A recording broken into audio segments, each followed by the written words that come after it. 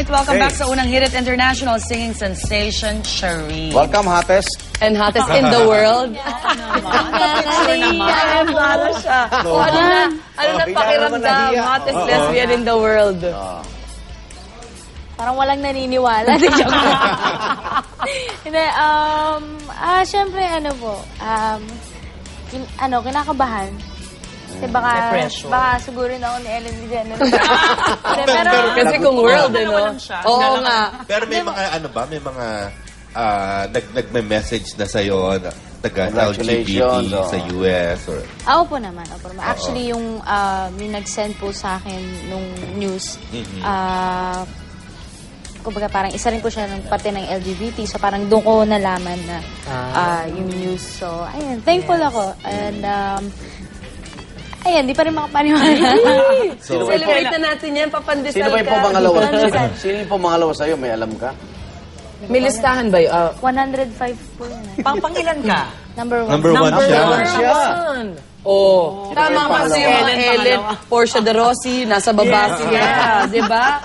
Yun eh. I'm sure inaabangan yung magbabalik Amerika mo, no? Kailan bang yung susunod na international engagement, Cherise? Actually po, sa August po kasi, magpo-fly po ako sa Chicago para kumanta ng national anthem sa isang event. And then, photoshoot po para sa magazine. And then, fly po ako sa Germany para sa isang event din po doon. And then, pagdating ko po dito, i-release ko na po yung album ko.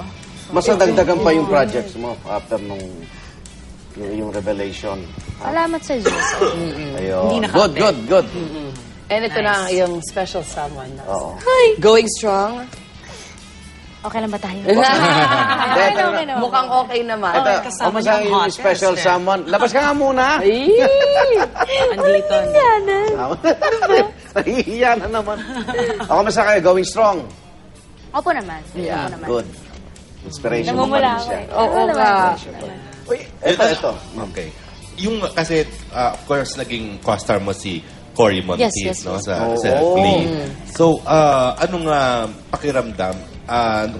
Kasi bigla yung pagkamatay ni Cory.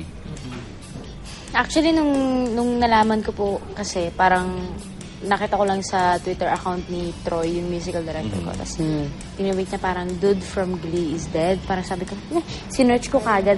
Pero, ang naisip ko kagad siya. Yun yung weirdo. Kasi siya talaga naisip ko baka si Cory. Kasi, siya yung nalaman kong nagda-drugs, ganyan. And then, syempre, nagulat ako kasi, kinilabutan ako kasi nagkatrabaho kaming dalawa. And although hindi naman kami yung sobrang close, pero I remember na talagang sobrang bait. Sobrang Doon bait. sa set, mabait siya. Sobrang bait niya. Kumusta siya sa set? Bilang katrabaho. Ano yan sobrang parang kalmado siya. Yung tipo niya, napakakalma na, alam mo yun, talagang parang good boy yung dating. So, kumbaga parang, nalungkot ako sa news, pero alam mo, na-imagine ko yung nafe-feel ni Lea Michele. Bakit siya yung una mo naisip, si Cory? Kasi- Wala namang bulong-bulungan sa set no na, nasa naman si Cory, siguro wala namang ganon. Siya yung naisip ko kasi, yung May nung background unang siya. nabalitaan ko na yung Parang nagda-drug overdose. siya, na ayun, nag-rehab siya. Parang, nga, kasi nag-rehab alam mo yun, like lately. what happened to Amy Winehouse. Right. So, Tama. siya yung naisip ko na. So, parang, syempre, at the same time, parang iniisip ko na sana wag.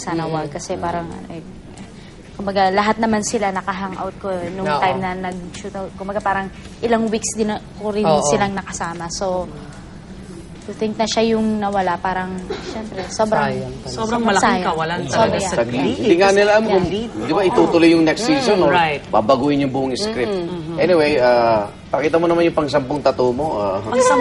Kanina pa niya inihimas kasi tinanong siya bakit Mahab di ba? Bago lang po eh. Ano ba yan? Anong May design ibig sabihin ba yan? Oh.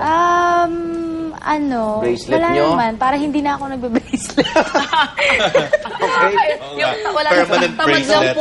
Tamad lang po ako. Tama ba? Feather. Pang-sampu na yan, Charisse? Pang-sampu. Pang-sampu, oh. Well, may plano ka pang dagdagan. Relo naman yung kabila, pero isang Relo oras mo lagi. Iniisip ko relo naman yung kabila. Parang hindi Correct. ako magrelo. Pero, Pero napapasa ko kasi yung ibang puro love, no? Oo.